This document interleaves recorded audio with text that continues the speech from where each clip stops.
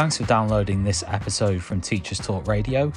You can find the full schedule and listen back to all our shows at ttradio.org. This show is brought to you in partnership with the Witherslack Group, experts in special education and care. Enjoy the podcast. How is everyone this evening? I hope you are well. We have got a really exciting show coming up this evening. I'm here extended for 2 hours. Lucky you people. I wasn't here last week. We had Carl Pupo, which was an awesome show last Monday. If you haven't had a chance to listen to that, it's on the website, so do check that out. But I am back tonight, and I've got Mr. P ICT. Hello. Good evening. How are we doing? Not too bad. And yourself? Yeah, well, it's Monday, isn't it? Yeah, I'm all right. I'm okay. Yeah. Tired. I mean, hopefully, I'm hoping that I'm going to ask you some questions that no one else has asked you, which is probably a very tough challenge, bearing in mind that you have your own podcast, which you regularly do, and probably you've been asked every question under the sun at some point or another. Well, you've set yourself a challenge here, right? Yeah, no, I'm looking forward to it. Good stuff. So basically, the main sort of reason that I asked Mr. Lee Parkinson on was around digital, sort of, I guess, wider digital content creation. Obviously, looking at his story and the content that he has created and he has built over time, but also how that sort of translates to other teachers who want to create content, whether that be content for their classes or content for wider consumption, but kind of how his journey might sort of, how would I put it? How his journey might inspire or influence other people to do the same thing that he's doing. So in case any of you don't know who Lee is Mr. P with ICT. He's got his own sort of, I would guess, Facebook channel, should we call it that? Website, podcast, Times best-selling book, tour, podcast tour, and primary school teacher. But Lee, that's probably a really skimmed down version of things. I wondered whether you wanted to sort of add anything into that. Yeah, I mean, first and foremost, I see myself as a teacher more than anything else. And, I've been a teacher now for the past 15 years. So always at the same school. Yeah. Although I have obviously worked at lots of other schools, but I've always stayed at the first school I was at. Obviously work there part-time now. So I'm still in there week in, week out. And then obviously lead my business where I do training around the use of creative technology to enhance the curriculum. So that's the main, and then everything else is just sort of a little bit more of a hobby, really. Yeah. I mean, obviously it benefits the business the more exposure and the bigger, the more followers I get and that sort of thing. It obviously gives people an insight into the training I can provide. But when it comes to social media stuff and the podcast especially, that's much more of a hobby more than anything else, really. But yeah, I always just see myself as a teacher first and foremost. And, I think what sort of benefits the training that I provide is that, I'm still in class doing it week in, week out. So everything that I talk about and I share comes from a place of actually doing it. And, and loving still working with the kids. I still love going into my school each week. And, I'm very lucky in my school in that I've got a really supportive staff, a really supportive SLT who, sort of give me that trust and that license to try new ideas out. So, yeah, very, very. I'm officially now like the longest serving member of staff in my school by the SLT. So I'm officially the old guard. Wow. Yeah. And when they didn't realise that was the case was when the younger NQTs or ECTs, as they're now known, organised some pre-drinks for the end of summer do, and I didn't get invited. So that's what I'm putting it down to. So, I mean, just in terms of that evolution, then, sort of, you presumably started off full-time teacher, like 21, 22? Yeah, straight out of uni. So I went from school, sixth form, straight into uni. 4 years BA in primary school teaching. Not gonna lie, did not wasn't what I was so young when I went to uni. So first couple of years, I was just making the most of uni life. So I couldn't really tell you much I learned in those couple of years. To be fair, I always think that 4-year degree could have probably been condensed into, well, one. It's a PGC, isn't it? But yeah, I made the most of the time at uni, and I went straight into the classroom. So I was full-time teaching for a good few years, and then got married, and then it turned out not to be a baby; it was babies. So yeah, we were expecting triplets, and that's when everything sort of changed. So initially, my thought process was to go into sort of leadership and look at ways that, obviously if you've got 3 babies on the way, I could do with trying to provide and get as much money as I can because you can't. It's just 3 sets of nappies, 3 set everything. So I sort of spoke to my head teacher, and what he did was gave me the opportunity to sort of come out of the classroom and cover PPA across the schools, so that I could obviously get more experience in year groups I hadn't previously taught. And he wanted me to develop my curriculum area, which at the time was ICT. Oh, you're cutting out a little bit, Lee. I don't know if you're next to a Wi-Fi router or something, or if you're on 4G or whatever. But definitely check where you are. Hopefully you'll come back in a minute. Don't know. We'll keep trying. But yeah, so if you're just joining us, everyone, that might be a good moment for me to say that the show tonight is sponsored by Witherslack Group, who are a leading provider of specialist education and care, and they need people like you to help them achieve even more. And at Witherslack, you'll be given all the resources and support you need, and you get a clear path to career progression, and you're rewarded with some of the best salaries and benefits that the industry has to offer. And you can check out Witherslack Group at witherslackgroup.co.uk/careers. And they currently have listed about 100 jobs on their website that you can check out. So do that. The other thing I would encourage you to do, if you're listening to this and you are a teacher, is to consider becoming a Teachers Talk Radio host. Perhaps you would like to do what I am attempting to do and to host your own show on Teachers Talk Radio. You can do that by literally going to the website, going to the email address at the bottom and sending us an email saying hi and saying that you would like to be a host. And then we will send you a wonderful little info pack to maybe get involved with Teachers Talk Radio. Lee, you might be back now. Hello. Oh, sorry about that. I don't know what happened there. I was chatting away, and then all of a sudden there was no sort of interaction. So yeah, you dropped out a couple of times. I don't know if you're next to a router or connected to Wi-Fi, not 4G or something. Sometimes it can be a bit weird. Right, okay, right. I'm on my 4G now, so should that be all right? Well, we'll see. Should be. Yeah, we'll see. Where did I cut off at? What point? What was I saying? So you were telling the story of your head teacher giving you the PPA, right, the covering PPA to gain experience to potentially go into leadership. Yeah. So that was the idea, and that's what my head teacher's always been really good at. Is if you want to move on, if you want to, go into leadership, he'll do everything in his power to help you. So the idea was I could develop my curriculum area at the same time, which was ICT. As I got the ICT subject leader role in my NQT year, because I'd managed to make a video for the Year 6 Leavers Assembly, just unpicks their time through school set to the soundtrack of Green, Time of Your Life. And that bowled my head teacher over. So he's like, right, you need to be ICT subject leader.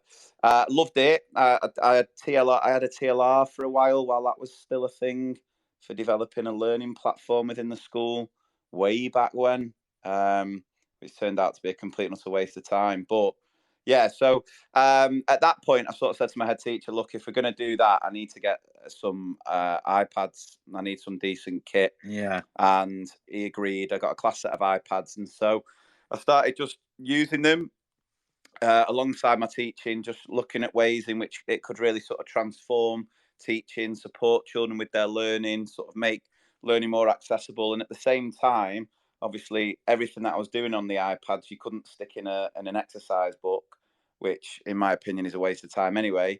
So I started blogging. sharing the ideas on Twitter.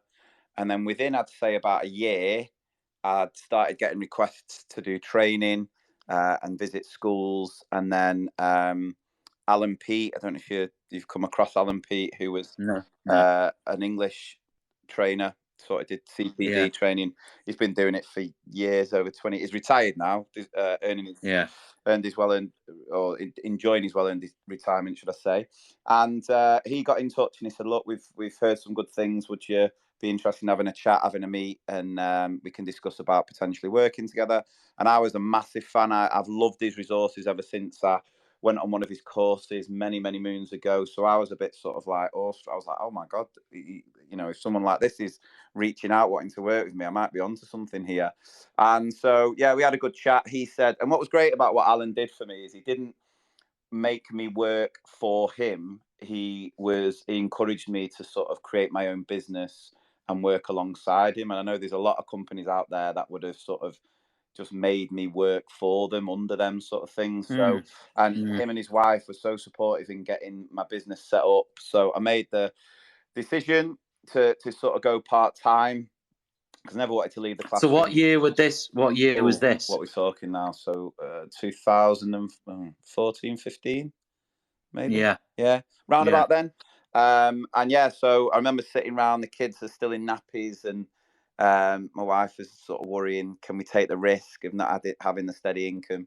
But I thought, you know what, if I don't, I'll regret it forever. And then, yeah, the rest is history. So from that, I've been able to sort of continue to build the platforms on social media.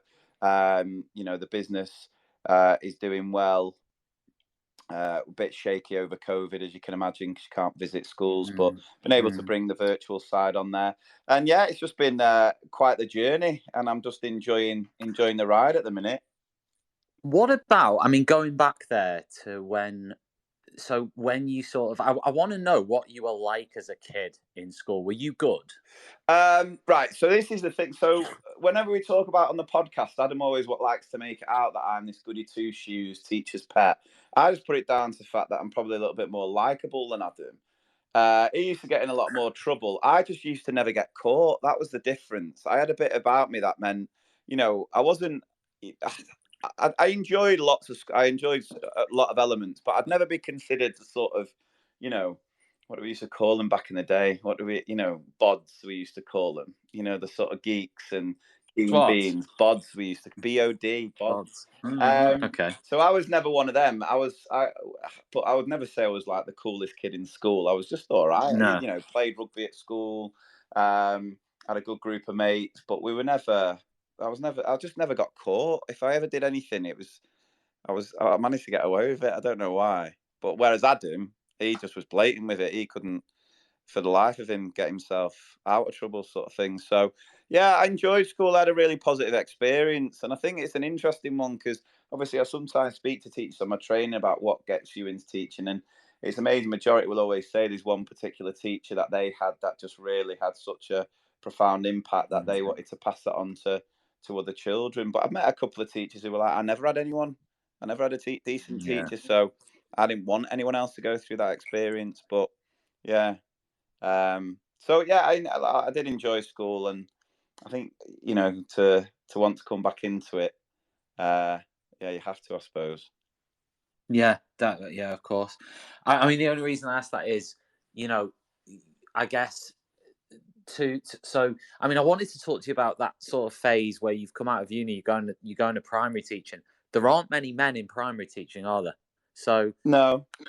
So did you ever think about going secondary? And what sort of made you go, oh, you know what, I'm going to go primary? It's a very, very good question. The honest truth. So I've done maybe one training session in a secondary school, but I have never worked a day in my life in a secondary school. And I have a couple of requests from schools saying, "Oh, do you do training for secondary?" And I'll do it, but I have to make them aware that I do not know the curriculum. I do not know, because I've never worked a day, and I'm not one of these people who will sort of, unless I feel confident and knowledgeable about what I'm doing. I can't tell a secondary school teacher what they should be doing when I've never worked a day in a secondary school. But I find sometimes on places like Twitter, there's a lot of secondary school teachers who are quite happy to talk about primary, and they're quite happy to, say it should be done this, that, and the other. And there's a lot of people who are doing a similar thing to me, where they're out doing training, never worked a day in primary yet. They're visiting primary schools, telling them what they should do, which I don't know. It doesn't sit comfortable with me that I wouldn't feel confident going into a secondary school telling teachers what to do. I can go in and sort of share what I do as a primary school teacher and hope that some of that translates. But I don't know. I mean, there's obviously lots of similarities, but also lots of differences. To be the truth, God's honest truth about why I chose primary was purely because when I was at sixth form, originally I wanted to go to uni and do acting. That was what I wanted to do, and I didn't end up getting into the uni that I wanted to. So teaching, because I had a girlfriend at the time in sixth form who went to do primary school teaching. She was just like, well, you could do primary school teaching, and I was like, all right, okay. Looked into it, applied, and got accepted. So I don't think I actually thought too much about the difference between primary and secondary. I was just sort of encouraged by the girlfriend to do what she was doing. That was it. I often get asked, like, what inspired you to want to be a teacher? I just didn't get on the acting course at uni. That was it. Yeah. I mean, I was then going to ask you sort of, okay, so you've kind of said why you sort of went down the primary sort of line. Yeah. But I was going to ask you, what sort of teacher were you and are you? Have you evolved? Do you have a persona? Do you have any sort of persona in school? And I was also going to ask you, are the students in your school aware of ICT with Mr. P? And does that help or hinder you as a teacher? So I like to think I'm sort of firm but fair. I try and build relationships with my class.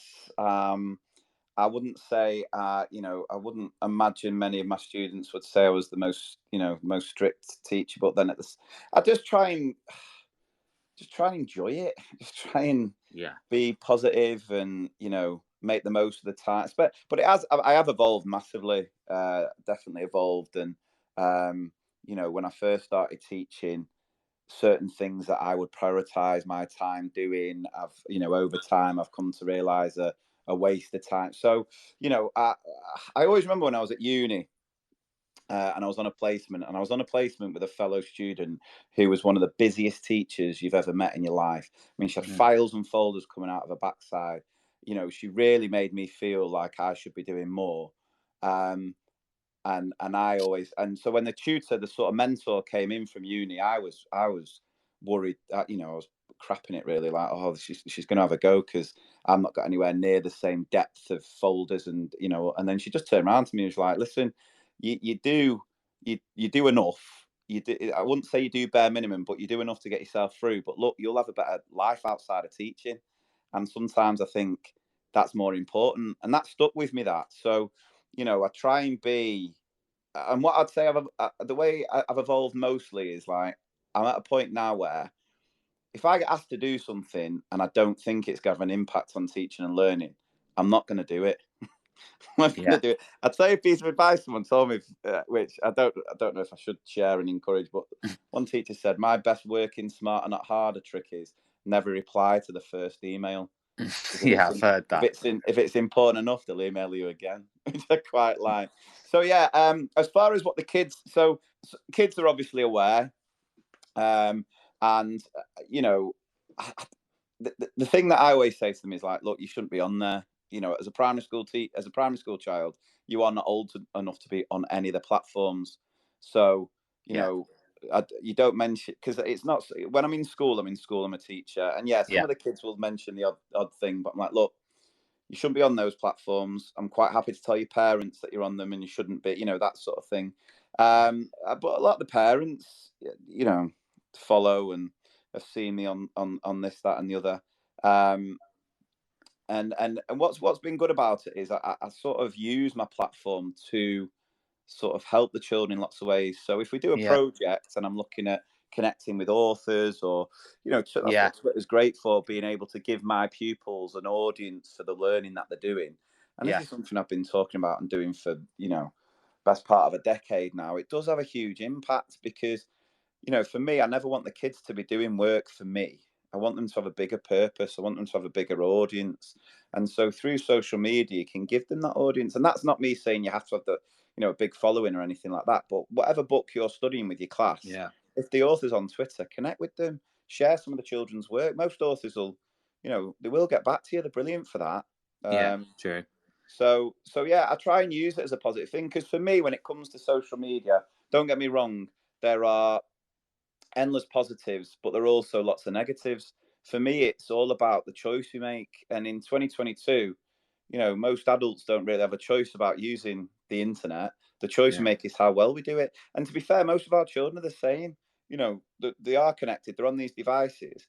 And I think we've got to model positive choices as well as educating our children about the negatives that are on there as well. So I always like to think that, on a much smaller scale, to all these YouTubers and social media influencers that, young people follow, I can be a positive example of what can happen if you use social media in a positive way, I suppose. Yeah, absolutely. So I was going to talk to you about sort of that leads quite nicely into um obviously we're going to talk about the stuff that you create, right? Yeah, Now I wanted to know, did that sort of happen by in terms of the videos you do, which yeah. obviously have some have gone viral, some have been very popular.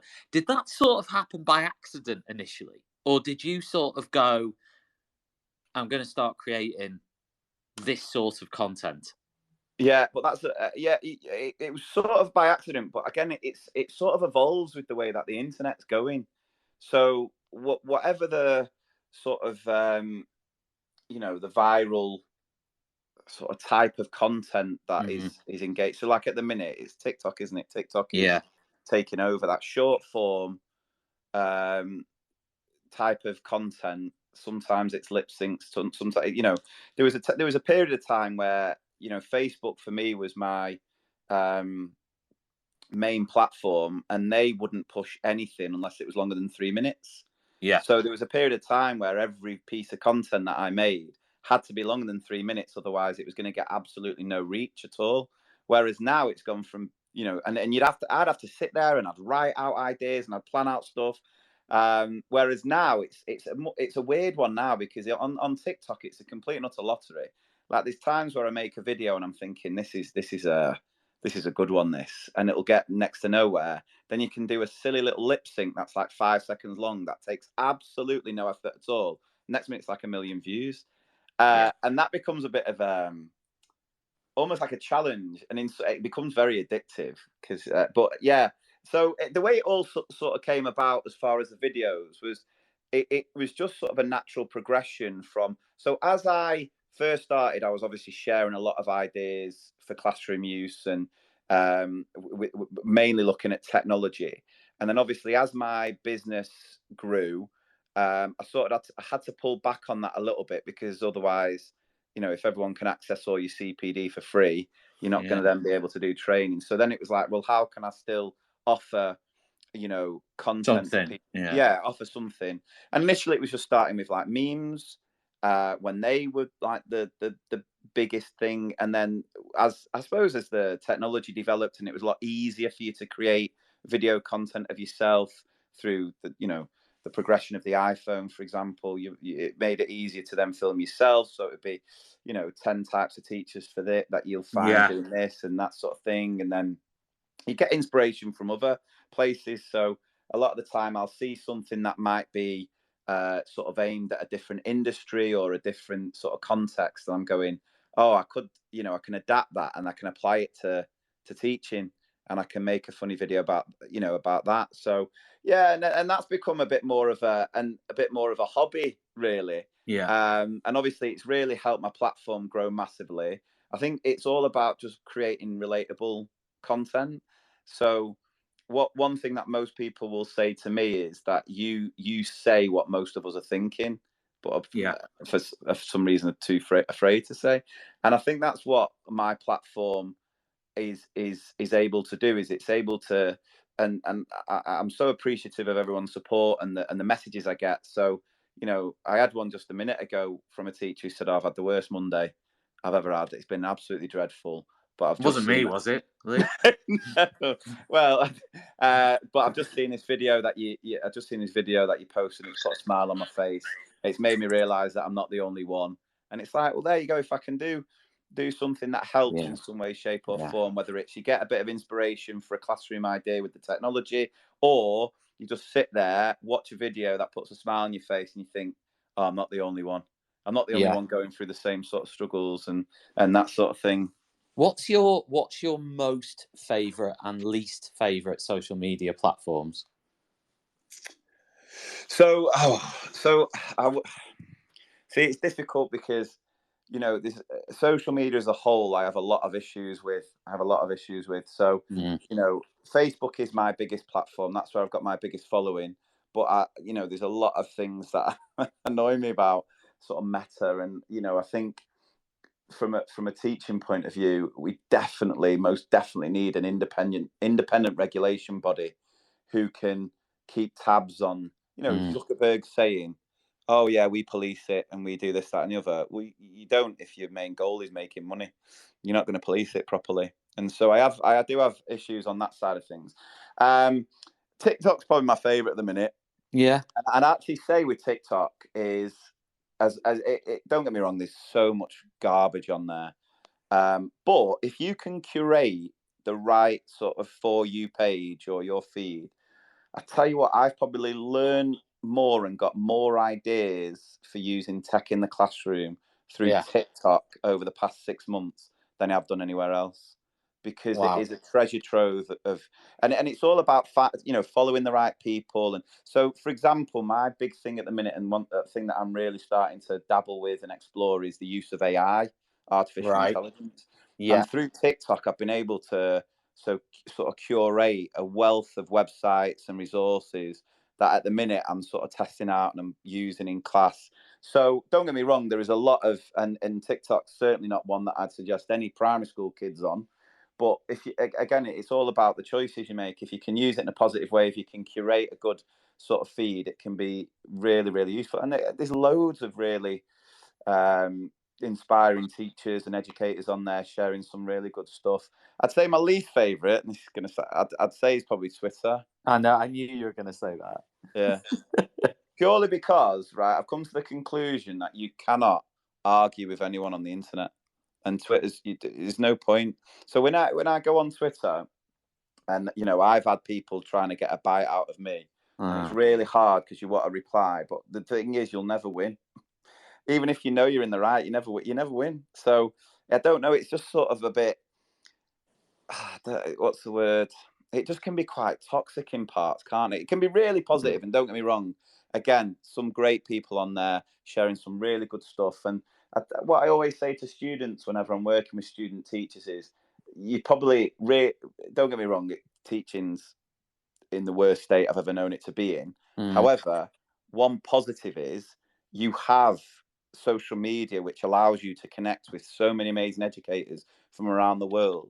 Because I remember a couple of people I went to uni with got jobs as teachers in dreadful schools, didn't have anyone to connect with or ask for advice or see beyond their school, and they didn't last very long in the profession because the schools weren't there for them. Whereas now, if you do find things tricky, if you've got a couple of issues or you're unsure of things, there is a wealth of amazing educators out there through whatever platform it is that you can connect with and get. I mean, one thing I would say for Twitter is, feel free to disagree on this. I suppose it might be slightly easier to actually connect properly with people. It's a bit more of an open facing platform than Instagram or Facebook, possibly. That's one thing I will say for it, even though I agree with everything you've just said about it as well. Yeah. I mean, there's positives with it, definitely, and this. But it's funny, you get a lot of people, because I'm across both, and I see a lot of stuff. I find it funny how you'll get a lot of teachers on Twitter who are always like slagging off teachers on Facebook, which is quite funny. And obviously, I feel like Facebook is definitely a platform that has more educators on than Twitter. Yeah, I think so. Yeah. And obviously, then you've got Instagram, which has so your sort of demographic with Instagram's a little bit younger. Yeah. But like I say, I think TikTok's the one that is definitely the fastest growing, and it's my fastest growing one as well. So Yeah, um, that's really interesting. I mean, I was going to ask you as well, but before I do this, to kind of break up this interview a little bit, Lee, I've yeah, got sort of 20 quick fire questions for you now before we kind of right, go into like digital content bit a bit more. Before I go through those quick fire questions, which I'm sure everyone literally can't wait for.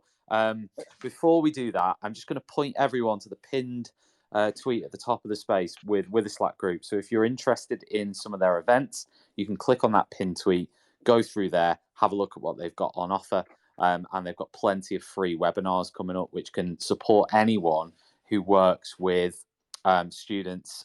They obviously are specialists in special education and care. So if you teach in any context, really, I think their webinars can be really, really helpful in that regard. So do check them out. The other one that's pinned is to become a TTR host. And if you'd like to do that, then click on there and get involved by just popping us an email or filling in one of the forms. If you're a classroom teacher, we're definitely really, really interested to hear from you. Doesn't matter the phase or experience level or anything like that.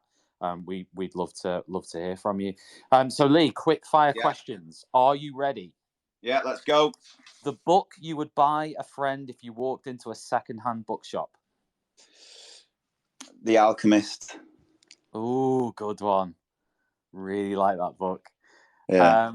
The two education books you'd buy a new teacher apart from your own. Oh, apart from my. I know that's difficult because I've excluded. You'd be like, yeah, I'll just buy like every book I've ever written. No, because I think they're the only educational books I've read. Some of I've read a couple of Omar's books, so the unofficial teacher handbook is good. I'd probably say one of Alan Peate's Exciting Sentences books, yeah, or his Guide to Non-Fiction, yeah. Okay, the best job you've ever had. Oh, primary school teacher. The best job you've never had. Hollywood actor. Yeah. The best city you've ever visited. Oh, I went to Reykjavik last weekend, so that's be up there. Although no, New York at Christmas. Sing the song, Lee. There's no need for that.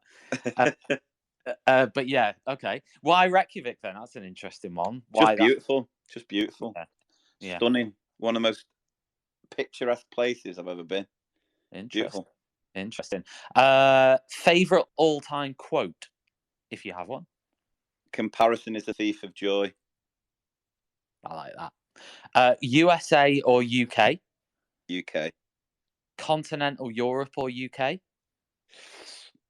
I'm teaming. I'm going EU. Yeah. Yeah. Continental Europe.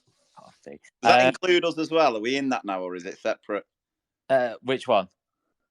Continental Europe. Are we? Wow, I think we technically are in continental. Right. Yeah. Then that. Then. Yeah. Johnny Cash or Jerry Lee Lewis? Elvis. Elvis is my all-time favorite. Right. If I have to choose between them two, I'll go Johnny Cash. All right. Beer or wine? Beer. Dancing or singing? It'd have to be dancing because I just cannot sing, but I do like singing. But I'm just dreadful. Dancing. Trad or prog? I'd have to say I'm more prog. Yeah. Why? Why would you say that? I just think to be honest, I just think you can have a mix of both. I think you can't be completely stuck in the past when the world is changing so much. But I just don't see. So it's like, I'll talk on my training about, I'm all for handwriting. I am all for teaching children neat handwriting. But at the same time, I think there's a place for children also developing typing skills as well. And I don't see an issue with doing both and looking and recognizing that actually it is a valid skill. It is a skill children are going to need. So therefore, we should, be approaching both with I don't see the harm, but I agree. really hate this whole you've got to be one or the other. There are some Yeah, traditional things we do which are still absolutely brilliant, but there are yeah, also some things. It's like talk about this, especially with primary kids. When we talk about e-safety, online safety, that for me is so important, yet is such an undervalued part of the curriculum. Like it's in there, but we don't really do much around it. Yet you'll have majority, I think it's 3 out of every 4 Key Stage 2 children have a social media account. Yet we do next to nothing around educating them about it. And again, I'm like, well, we should be doing that. That should feature more in our curriculum. We should be doing more around that. yeah. Yeah, So for I mean, me, with you, it's funny you mentioned AI sort of earlier because yeah, Tom Starkey. I don't know if you know Tom Starkey. Tom yeah, Starkey has a show on Teachers Talk Radio, and in one of his shows, which I remember, he was talking about touch typing and yeah, how he was saying there should be like loads more on touch typing because yeah, ultimately, I mean, if I think about myself now, how much typing do I do compared to writing? Well, it's exactly. like 95% to 5%, Yeah, maybe even more than that. Um, and surely that's the same for the young people. It's going to be the same for the young people. And then if you throw AI into it with voice recognition, yeah, yeah. you're We could, thinking we that, could, we could eventually get to a point where we almost skip touch typing as a skill because the technology becomes so advanced. Like doing this now, you know, how yeah, much of your social media or WhatsApp, for example, you voice note everything. yeah. People, and it's get like Snapchat. It's all visual. It's all that sort of multimedia I mean, content. So we could potentially get to a point where the yeah, I mean, typing I'm part. not saying that. I'm not saying that handwriting or learning how to, the sort of the value in that is not there because I'm not saying that, but I No, am no, saying, it definitely is. I yeah, mean, research has shown if you're say on a course and you're handwriting notes, research has shown that those notes will stick with you more than if you were typing them. So yeah, handwriting still has a place. The the bit I have a bit of a problem with is like we put so much emphasis on you know, neat cursive joined handwriting, even though once children leave school, they potentially will never publish anything handwritten again in their life, someone else to yeah, read. It's that right. balance again. Like it's not me. Even though I have a bit of an issue because I'm a Sunday Times best-selling author who never got their pen license at school, and my handwriting is absolutely dreadful. But I'm not saying it shouldn't be taught, and we shouldn't give it the time. Of course we should, but there's also space for teaching those other skills as well. Especially given the fact I remember a few years. This was going back a few years ago, but I put like a poll out on Twitter, which is probably one of my most popular polls ever put, and it was not Mm, aimed at teachers; it was aimed at the workplace. And it was okay. like, right, if you've got a choice between someone who's got the neat cursive joined handwriting Mm, or ridiculously fast typing skills, which would you prefer as a skill for the workplace? And it was like 93% to 7% in favour of the touch typing. yeah, yeah, absolutely. And that's got to surely have an influence on like you say, the way things are worked. I mean, one thing I did want to ask you about was about. I know you signed a letter recently.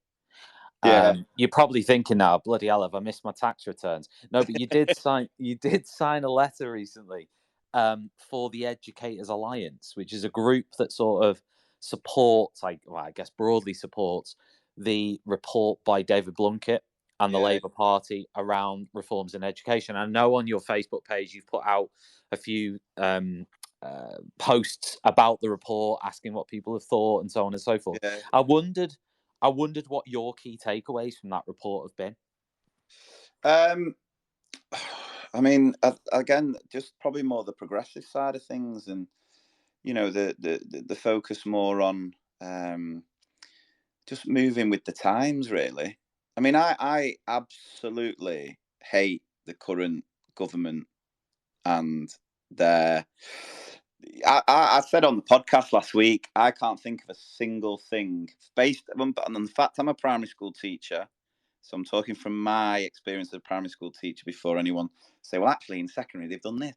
I would argue that I don't think they've implemented a single thing since they've been in power in 12 years that generally has had a real positive impact on education, in my opinion, is my view on it. So I know it would be a really annoying thing to have to change everything again, but I just don't think there's a lot of it that's fit for purpose. Like the SPAG test at primary is one, a teaching hill I'm willing to die on is since the implementation of that SATS SPAG test, however many years ago, kids' writing has got worse.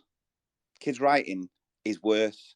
The storytelling is worse because it's so now focused on shoehorning these examples of SPAG because it's got to tick boxes that were completely missing the most important element of writing, which is the storytelling and the sort of heart and passion within, the ideas that you want to share. It's just so frustrating that and again it's an argument like you've got kids we've got an epidemic in this country as far as mental health issues linked to things like social media, but the current system we work in is obsessed and forcing us to worry about things like whether a child knows the difference between the active and passive voice because they've got to sit a test in it, and it's just nowhere near as relevant as children understanding the difference between misinformation and disinformation. Do you know what I mean? Yeah, I do. Do you So think that? Do you think that? I mean, one of the big things that David Blunkett said in this letter, he mentioned about he used the word creativity. He yeah. talked about creativity in the curriculum. Is that what you're getting at there? You're Yeah, so talking you've about got there to being a understand. So it's funny, innit? Because if I was to tweak what I'm saying here, chances are I'd get an onslaught. You can't. I'd get an Don't worry, onslaught like I was we'll do using. it for you. Don't worry. I'd get an onslaught like I was using the actual C word. It's mad because I know we're all banging on about this knowledge-rich curriculum, and it's spot on, absolutely. But here's my definition of creativity: it's not one or the other. People like to separate it and sort of, if you're being creative, you're not being knowledgeable. Well, no, you can't be creative and skillful at anything without knowledge. It goes hand in Yeah. hand. So my definition of creativity is acquiring knowledge, but actually using it and applying it to solve problems. So that's my definition of creativity. And I sometimes wonder whether this whole sort of knowledge rich curriculum focus is really sort of focusing more on acquiring knowledge, which is important. I'm not debating that. But are we then giving children the opportunity to apply that knowledge to solve problems? Because that is what is going to be needed. Technology is going to come along and make our lives even more convenient. You know, we're dealing with like self-driving cars now, this, that, and the other. But what's always going to remain is the ability and the need to solve problems. Yeah. So that's how I define creativity. And a lot of people like to think, oh, if it's creative, it means you're doing these fluffy things and it's not, there's no substance to it. It's not knowledge. No, no, no. Real creativity is about being knowledgeable. And the most creative people are incredibly knowledgeable. It's all about what you do with that knowledge and how you apply it to solve problems. So that's my definition of creativity. And it frustrates me that it's become almost like a dirty word in education. And I could see the way people reacted to that Labour report, which was a report, it wasn't their manifesto. It was just David Blunkett sharing what he thinks. And I'm sure that come the day where the next election, and I hope to think that Labour would actually do what the Tories have never done, which is sit down with actual teachers and listen and take on board what we want and what we think because we're the professionals. And I'm sure they'll take some ideas from that report on board.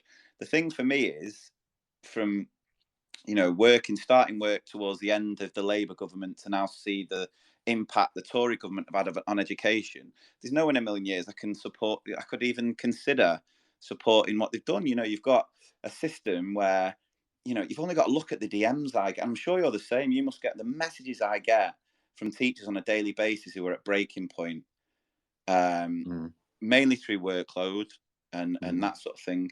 But now you bring into the element of cost of living crisis, and it's horrible. And I've had some really, because it's frustrating for me because I don't have the answers. I don't know, and it's nice to think that people feel I'm someone they can reach out to, but it Do you? becomes frustrating when I can't solve the problems. Do you think that if you hadn't have gone part-time yourself, you could have stayed in the profession as a full-time teacher? No, I don't think now.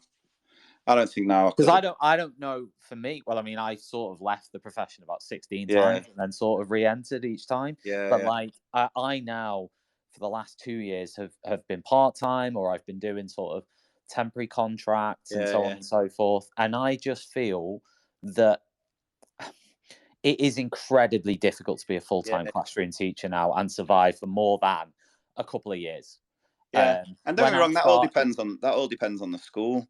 it It does. It depends on the does school depend and the on the school. But expectations. even But in a really good school, though, even in oh, a it's really still good harder school, than it's ever. It's definitely harder than it's ever been. I mean, we just people don't talk about certain aspects. It's like really since the pandemic's hit, should we still be teaching the exact same curriculum? The world's a different place now. The kids have, they've gone through something there for a couple of years, and it's almost like, right, we'll just forget that's ever happened and crack on. And I'm sort of thinking, well, no, it's had a massive impact on all of us. We've all the world's changed. The yeah. world has changed, and we're not embracing that at all. We're not, you're not even making any sort of adjustments or anything. We're just sort of going, oh, let's go back to it.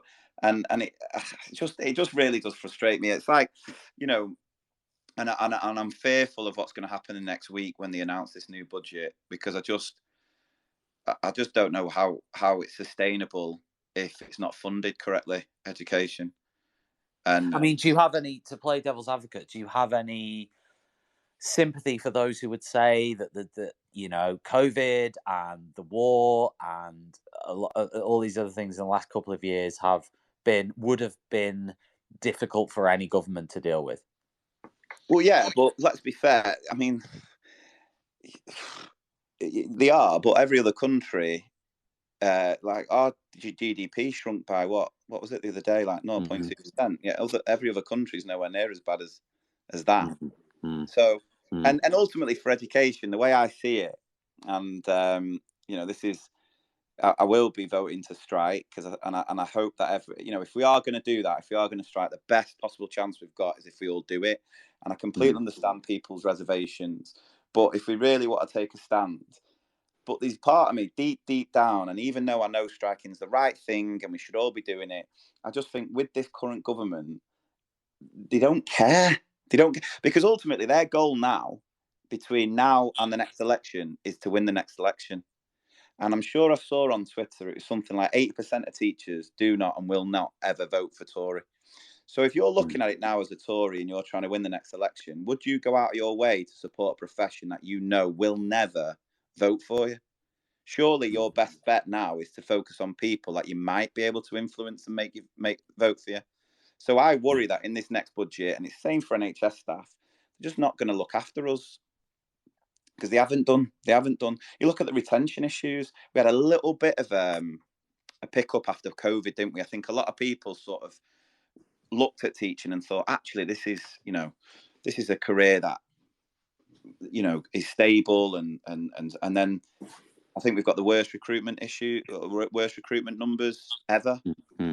So it sort of peaked a little bit post I was like last year, and we sort of came out of the pandemic, and then it's just gone. Well, right back. in the second half of this show, starting in 10 minutes, we're going to be discussing the question. And obviously, Lee, I know you'll be probably heading off into the sunlit uplands at that point. But at 8:30, we will be discussing, should Ofsted be abolished? Is it time for Ofsted to be completely gazumped? I've got Adam, who's listening at the moment. I've got Ross McGill. I've got Joe Fox, and the three of us are going to hopefully discuss this issue. Before that, I thought I would mention that Paul, who's one of our regular listeners, has texted in. He says, I was on a course Lee did in around 2011 in a Runcorn school. It was a great day with lots of ideas, but as the only man there, it was despicable, the level of eye fluttering and cooing from the female staff. Lee, this is a question he hasn't asked, but are you the sexiest man in education? Oh, of course not. No, I can just hide it on social media. Filters. No, not at all. What's your view on Ofsted? I thought you were just going to ask what my view on your sexiness was. That's a shame. No, my view is, and my well-documented view is, that Ofsted should be completely stripped back to the status of health and safety guardian or watchdog. Yeah. That's my sort of view. My view on that hasn't really changed over the last 5 to 10 years. I was teaching in Wales for the first 5 years of my 5 years of my career.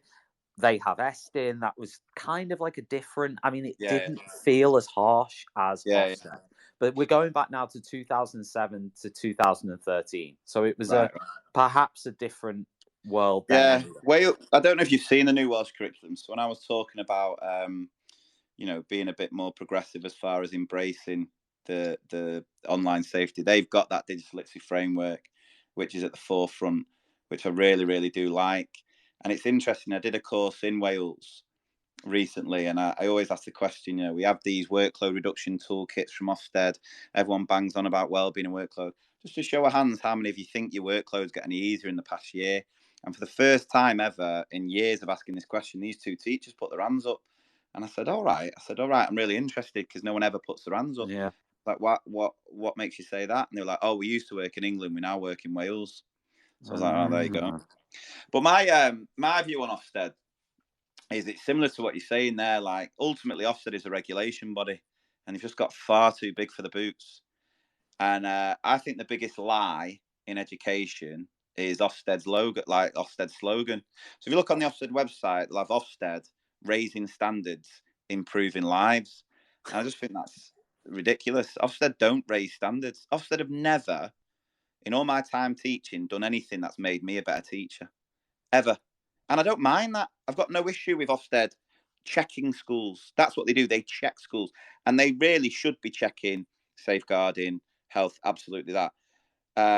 But to make out like they do something they don't. And I just think since the pandemic, that new framework initially, I really welcomed. I thought it was great to move away from this obsession with SATs in primary school to look at a more rounded curriculum. Then the pandemic hit and people started noticing. They were like, hang on a second.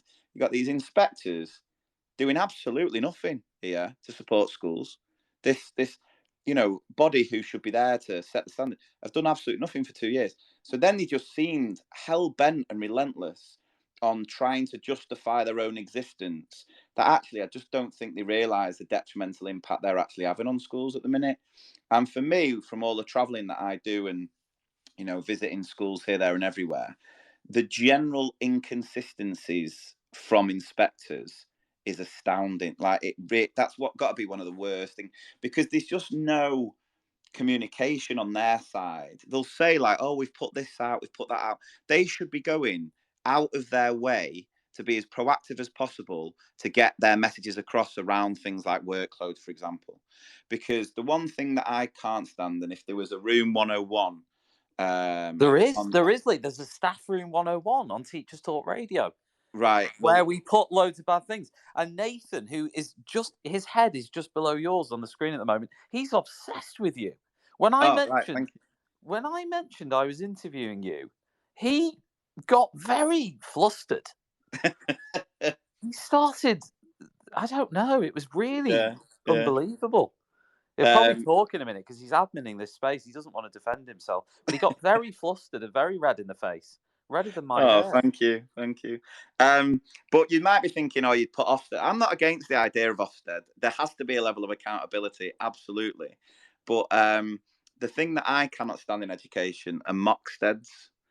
Are these charlatans, these snake oil salesmen who are going around schools taking budget out of a school to tell schools and teachers what they should be doing, even though they've never worked a day for Ofsted. All they've done is read the framework the same that everyone else has. Like, I was in a school recently, it was a friend of mine, had an ex-head teacher in doing like a mockstead, right? And he was actually slagging some of my stuff off. So this school used quite a few of my ideas, and he was basically talking it down.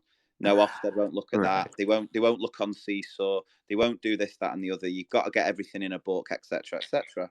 So you can imagine, for me, that really riled me up. So when he was telling me, I was like, "You are joking." So I looked into this guy, and he was an ex-head teacher. And then, weirdly enough, the school that I used to work at, within the last couple of weeks, had signed up to my website. So I then chanced my arm and got in touch with one of the teachers at this school. And I said, look, notice you signed up to the website. Really, really appreciate it. Let me know if you've got any questions, anything you're unsure of. But just out of interest, you know, the head teacher that worked at your school, who's now going around doing mock steads and that, was actually speaking negatively about my school, about my stuff, and saying you shouldn't be using it, blah blah. And then she just replied, she was like, "He is the worst leader I've ever known in my life. Like, he was the most toxic head teacher. The staff turnover was absolutely ridiculous."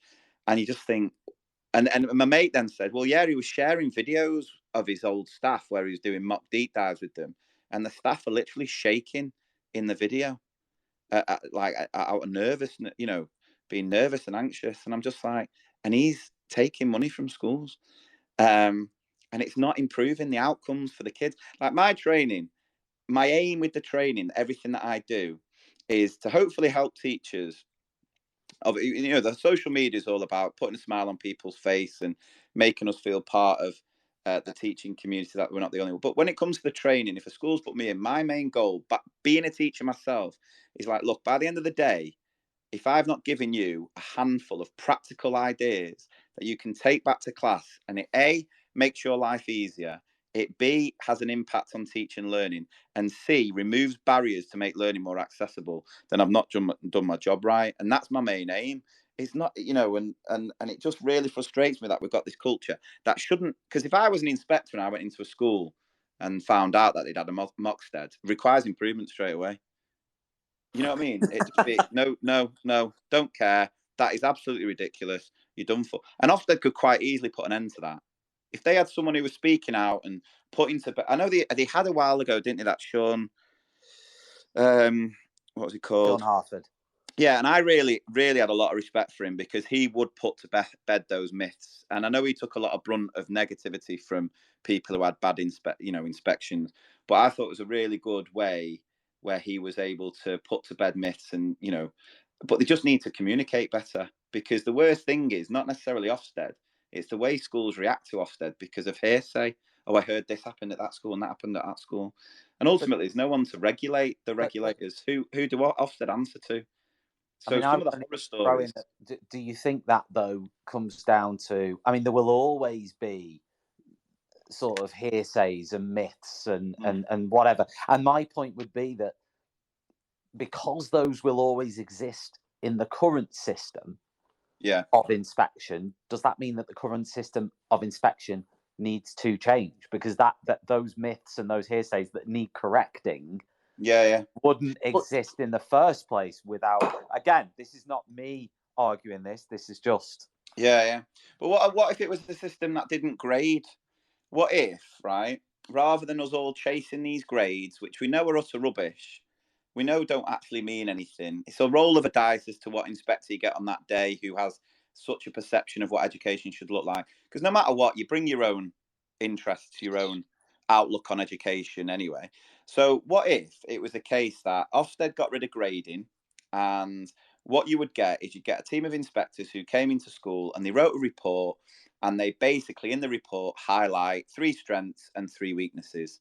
And obviously there's and that was the report. So rather than you chasing this grade, and everyone knows it's rubbish, yet schools, this is where I can't hold Ofsted completely accountable here, because schools are their own worst enemies. Like, we go on about how much we hate Ofsted, but if we're lucky enough to get a good or outstanding, we then spend I don't know how many hundreds of pounds on a big banner outside the school to say, look how outstanding and good we are, said this person who's not worked a day in the classroom for I don't know how long. So we don't help ourselves. But I do find that sort of grading culture to be quite toxic as well. So I think I think it just needs a revolution. I think it just needs to be completely transformed, so that it doesn't become this toxic culture that it is.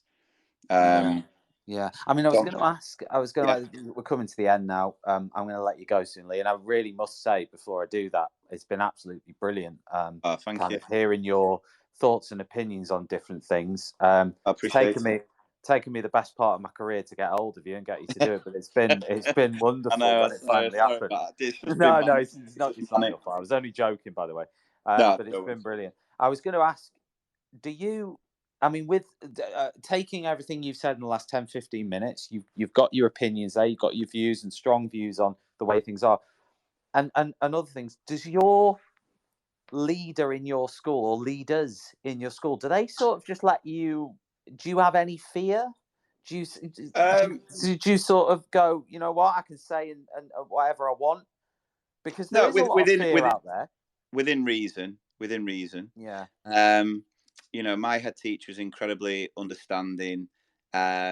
Luckily, he's not on social media, but he's always said to me, "Look, what you do outside of school for your business is you know, when you're here with us, you're Mr. Parkinson.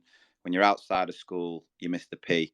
And as long as nothing outside of school comes back to me, Yeah. then you know." And I know I'm incredibly lucky there.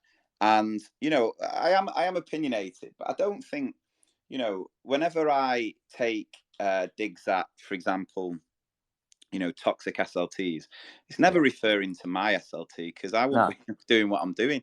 It's based on the messages I get sent. So if I make a meme or make a video about like book scrutinies and you know, learning walks and all that sort of jazz, that's because someone will have sent me a message saying, "Oh, I've been sent." It's never because I wouldn't be at my school if I was being forced to do all of that crap.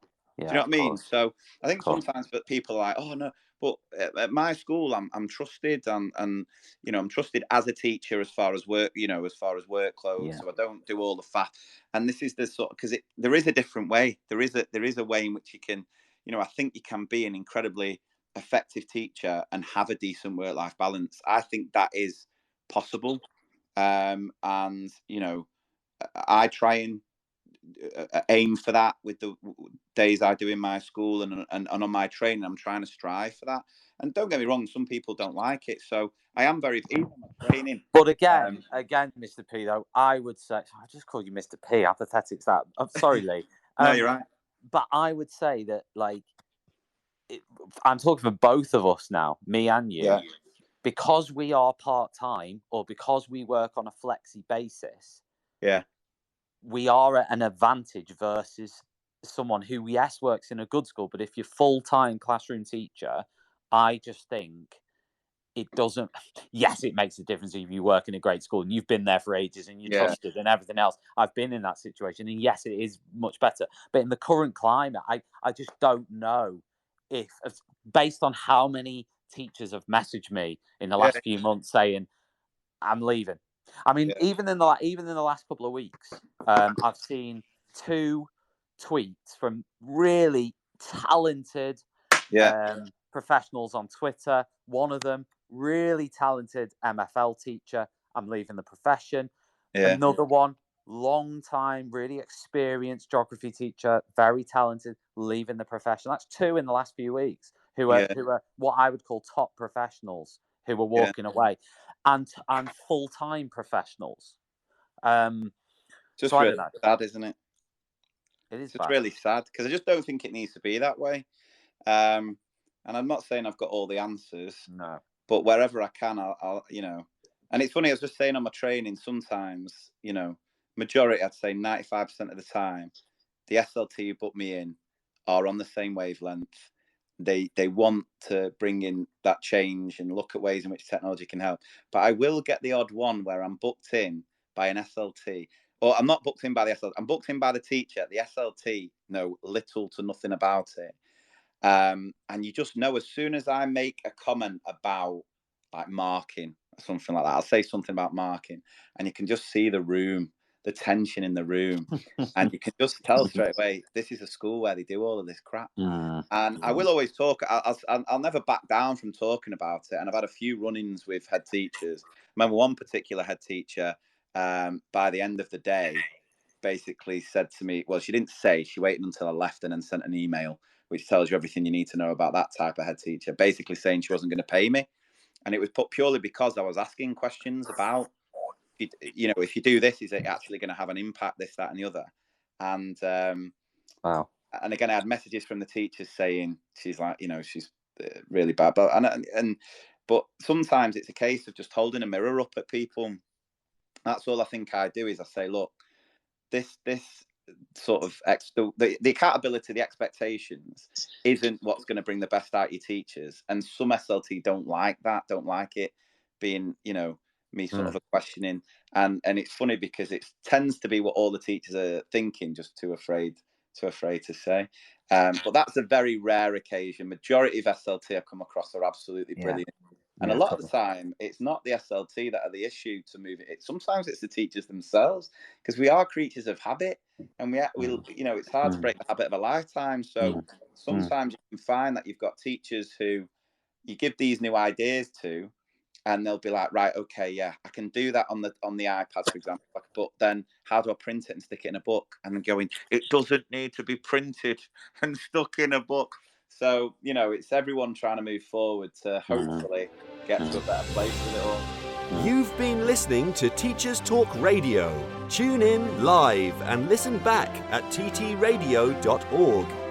We look forward to hearing from you next time on Teachers Talk Radio.